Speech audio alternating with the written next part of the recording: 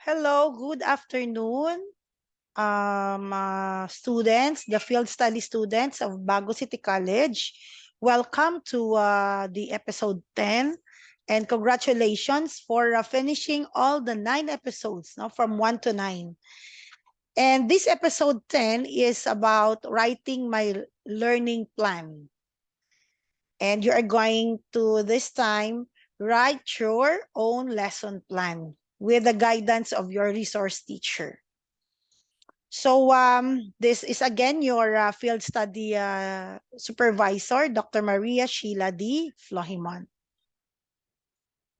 So these are our intended learning outcomes. So at the end of this learning episode, you must have explained the importance of lesson or learning plans.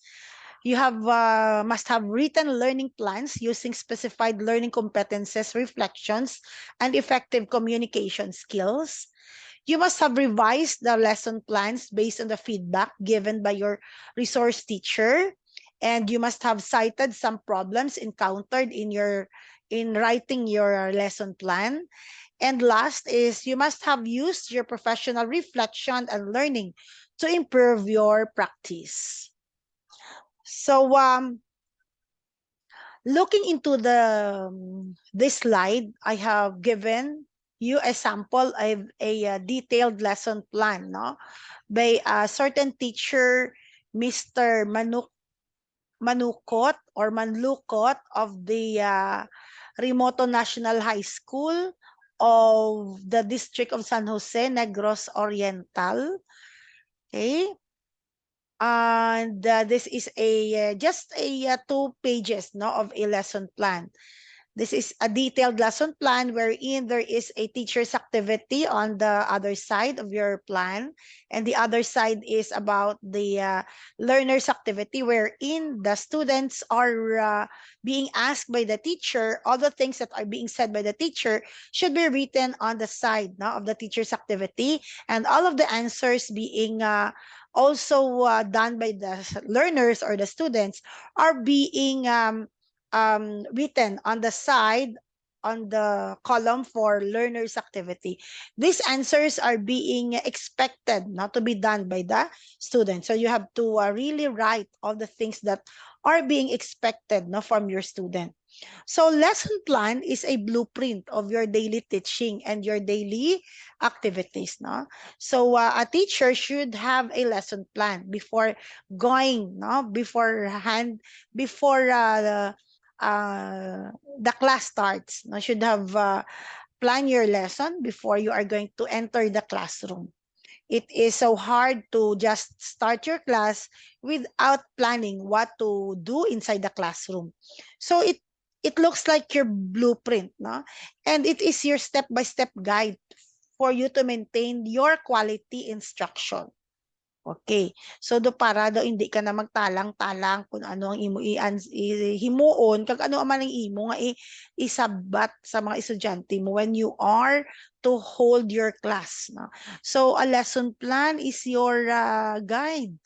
Kumbaga sa ano pa sa war, hindi kita kakadto kung wala kita armas. So as a teacher, you have to be with you your lesson plan. Do not forget, no, to make a lesson plan before you start your class. Okay. So here are, no, the very important thing, no, for you to make sure that before you start making your lesson plan, you have to be able to identify what are the different components that you should learn before you are going to write a lesson plan. So we have 4 components. We have the learning outcomes. Second is the learning contents. Third is the resources. And fourth is the procedure. So outcomes is when the first planning, it is your first thing to do, no? You have to plan for your instruction and make sure that you frequently focus on the selection of your content, your method, and your instructional materials. These are very important elements in your instructional planning. but the entire process is more effective and it should be given attention, which is first directed toward instructional objectives. And that is coming from Gronlund of 2004, page 3. So intended learning outcomes are very important because you are tied specifically to the standards or the benchmarks which is addressed in the lesson. So also it will help you clarify, what particular outcomes would you want to achieve by both of you as a teacher and the student. And this outcome also will help you provide focus on your instructional planning. And it will also help you set the stage for teaching, learning, and assessment. And it will also help you identify specifically how learning will be evidenced. So it is very important that before you are going to start with your lesson, you have to formulate, what are you going to do? Sa diin ka pa kadto. Ano ang dapat mo i-achieve inside the classroom? Those are your learning outcomes. You have to always think first before creating a certain content or topic. So at the end of the lesson, your students will have something to achieve, a skill and knowledge. You have to make sure to clarify your intended learning outcome for your student. So you can write it on the board before the start of your class, or you can also include that in your lesson before you are going to present, especially if you are making use a PowerPoint. Don't forget to write the very first slide of your lesson of your presentation is the intended learning outcomes. Okay, so next is the content. Talking about the content as one of the component, it's the subject matter. What is the content? What is the topic that you are going to tackle? What is the content, the subject matter? And that subject matter is also included in the curriculum, in your which is in connection to your vision, mission, and at the same time, it is also connected to the DepEd, because of course high school is connected with the DepEd. So you have to make sure to see the DepEd order first about the curriculum of the certain lesson that you're going to tackle before you are going to make a lesson plan. So next is resources. Resources is it should be support. Resources will help support the students' learning during the lesson. So what are those resources that you can make use of? For the student, it will help them if they have to read textbooks, or some reading materials, or you have to give websites, or you can also help some students. You can also present in certain movies, or like in projector. You can make a PowerPoint lesson and be able to project it, in the making use of the projector, or like sa TV, or some of the markers, mga Manila paper. Those are some of your resources. So procedures is one of the component, and procedures in your lesson plan. Procedure is very important. So here you have to think of a strategy that you are going to make use on how are you going to present your lesson, so that your lesson will have an in-depth explanation on how the lesson will progress inside the classroom. This procedure is essentially a step-by-step instruction for you to be able to present this. You have to clarify your lesson using your instructional material. I mean your strategies. Okay, your teaching strategies is very important in your procedure of the lesson. Okay, next. Lesson plan has a great impact in the teaching learning process. because according to Maj Linda Lika, in her academic journal of business, volume 3 of November 1, 2017, lesson planning is the core of teaching. The reason why we are being called teacher because of our student. So our student should be guided. We as a teacher should be guided in presenting our lesson. That is why lesson plan is very important, as the core in the teaching. It allows the teacher to create an orientation path in the process of teaching. That is why it has a great impact on the teaching learning process. So taking into consideration the many elements such as what? Such as your student styles of learning, the previous knowledge of your students, the type of intelligence our student have, and also our students has different interest. So that is the reason why that lesson plan should be prepared. It should be created first before you are to enter the classroom. No? Mapa face-to-face man da or mapa online. Okay? Online class or mapa module. Next, we have 3 types of lesson plan. First is the detailed lesson plan. Second is the semi-detailed lesson plan. And the third is the brief lesson plan. The detailed lesson plan is a lesson plan that covers everything. So it gets teachers fully prepared for the lesson ahead. It covers what to teach, and all of the activities of the students will complete at on that lesson. So the picture that I have sent a while ago, which I will be presenting later on the next slides, is a detailed lesson plan. It has on the other part there is a teacher, and the other side is there is a student's activity. So you have to follow that kind of lesson plan. Then semi-detailed lesson plan is a plan that is less intricate than detailed. You are not you are not including the answer of your student, or you are not including whose name is being called in the lesson plan. You just write the answer, the expected answer, but some details are not written. But still you focus on what to cover for the subject matter. So they act as a general game plan for what will go on on the lesson. That is the semi-detailed lesson plan.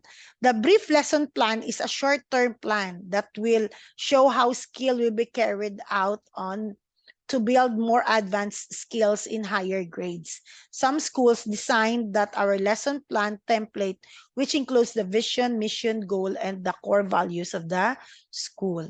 That is brief lesson plan. Okay.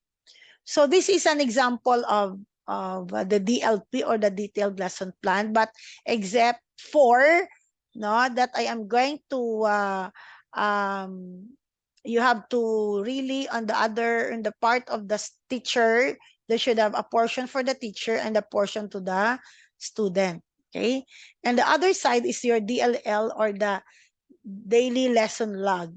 This is a DepEd order number 42 series of 2016. Format DepEd order number 42 series of 2016. Okay, these are the format. This format is also being reflected in your manual. Okay, it is also there reflected. Okay, so it's on page 78 for the lesson log. But in page 77, there is also a format, but I would like you to follow the format pagid. You just have to add lang the format that there is a teacher's activity on the other side, and the other side is the student's activity. Okay, I will be sending again that format. Aside from this one is correct, but I would like to add lang something on that part of the detailed lesson plan. Okay. Next. This one is the learning outcomes. What is all about when you are going to make your learning outcomes, you have to consider SMART, no? What is this? SMART.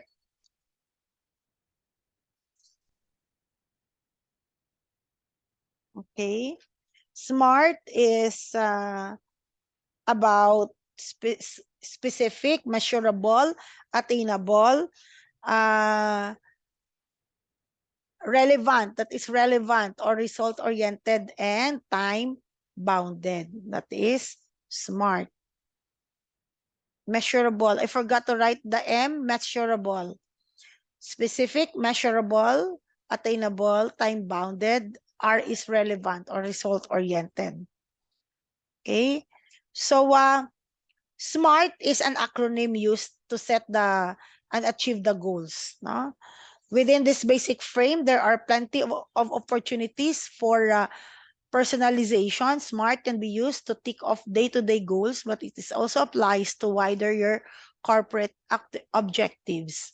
The ultimate purpose of setting SMART objective is to clarify ideas, focusing your time, resources, and efforts in a more productive manner. In other words, it prevents you from wasting time on objectives that are murky or simply unviable. So that is the purpose why we wanted to set a learning objective, which is in an acronym, which is represented by an acronym SMART. Again, specific, measurable, attainable, result-oriented, or relevant, and time-bounded. Okay. Okay, so result-oriented, sorry, and realistic. No? Realistic, that is realistic, not result, that not relevant. Okay. Next. So the three domains are of the lesson plan are cognitive, affective, and psychomotor. In writing, again, we are still talking about the learning outcomes. No. Okay. Why outcomes? Because we are now in the outcome-based education, and we are to expect that in every lesson you are expected to your students are expected, I mean, to have achieved an output, to have a real output after the lesson. Okay. Next. How will you write a lesson plan? No? Okay, as what I have said. Okay, going back in the cognitive, sorry. In the cognitive, you have to, cognitive answers you have to let your student measure the knowledge of your student, wherein you wanted them to remember, to comprehend your lesson. Remember is when they recall information. Comprehension is their ability to obtain meaning from information, and application is the ability to use information, and last is analysis, the ability to break information into parts to understand it better. That is cognitive. Another is affective, no? Affective domain, wherein this domain is all about relating the interest of your student, their attitude, and their values to learning the information. And last is psychomotor, wherein the domain is characterized by progressive levels of behavior from observation to mastery of a physical skills. No, that is the three domains all about. So how will you write your lesson plan? Okay, you will write your lesson plan. No, remember, Gid, always remember that when you are going to make your learning outcomes, it should be connected to the activities, to the assessment. All of those things must be aligned. So after making your assessment or evaluation at the end of the lesson plan, go back. Now, all the exercises, the assessment or evaluation of your lesson plan, you go back to the to the learning outcome. Was the learning outcome achieved? Okay. Was it achieved? Going back, no, looking back at all of your application in the lesson, all of those, going back to there. Sa baba, balikon mo sa babaw. Are all being achieved or not? Okay. So the instructional strategies that you will use must help attain the learning outcomes. No? The assessment also, or the evaluation that you will create, must determine the outcomes and must have attained at the end of the lesson. Because when you could not attain the lesson, meaning you were not able to achieve your goal, looking back in your ILO or your intended learning outcomes. Now, I am presenting the daily lesson plan, which is the instructional planning. This is also, it can be seen in our handbook manual. No, let me mention with you that our handbook made by authored by Lucas, Borabo, Bilbao, and Corpus, all authors, no, is also the same with the DepEd order, okay, format, 42 series of 2016 as to the LP. Okay, we will just have to state the teacher's activity in the detailed lesson plan and the student's activity. This one is the DLL, or the daily lesson log. These are all the examples, and still it can be seen in your handbook, page 78 and page 77. So this is very important. Looking into the two templates, the daily lesson, detailed lesson plan, and the daily lesson log. Make one detailed lesson plan and one detailed lesson log. Then have it corrected by your resource teacher. But if you have already written, no, a detailed lesson plan and one detailed lesson log, and were already corrected by your resource teacher, then it is accepted. No? Because it was also stated in your FS manual to do that kind of lesson plan. So you are just to print that after your daily lesson plan and DLL have been corrected. You have to print it and include that in your portfolio. So you are expected to pass your first attempt lesson plan, and then the corrected, that first attempt lesson plan, if there are some corrections that are being written on that, you have to include that in your portfolio. So you're expected to pass, no, the two one, the two detailed lesson plan, the one that is being corrected and the one that is being finalized, and the other DLL that is also being corrected and being and the one that is already corrected, now due. Okay, so let me share with you this quotation from Steele Thoughts. Teachers are not defined by their lesson plans, they are defined by their passions. Okay, so thank you so much. God bless and good luck. See you on the next episode, the episode 11.